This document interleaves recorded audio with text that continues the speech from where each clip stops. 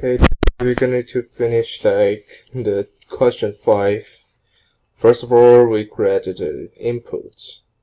So what data we inquire to get, which is t. T is the years, and we put input, and we start over the question, which is how many years. How many years? Question mark. Oh, don't forget there's. And here, I'm gonna put our formula in. So A equals to P, which is 1000, and oh, don't forget a star. And for 1 plus R divided by N, we can simplify it, which is 12. A divided by 12. So then we put double star in it, and we put N, which is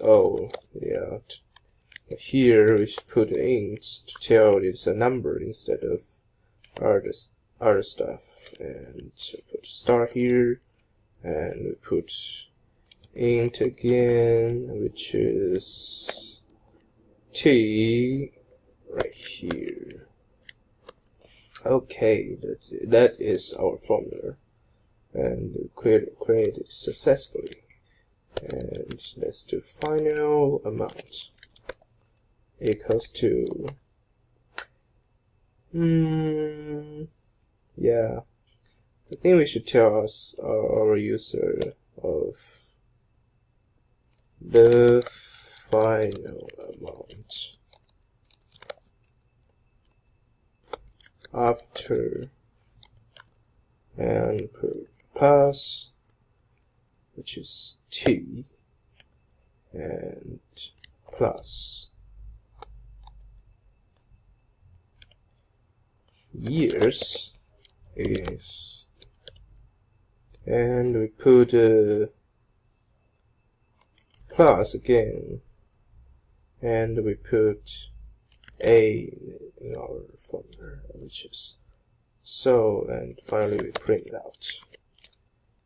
Final amount. Yeah, okay, let's do it. Okay, so we got how many years? Let's do example number 2. Okay, cannot concentrate string, no float, 2 string. Oh, okay, yeah, I think I got a problem. This A is supposed to be str, STRA, and it's still small round. Yeah, we should simplify this as our user that doesn't care about these cultures and sims. So let's do 2, and that's supposed to be good. Let's try this. Run this again. 2 years. Okay, we got our final amount. The final amount after 2 years is 11,728 cents, $28. Never mind. So we got our final answer, and then we can private this code for our users.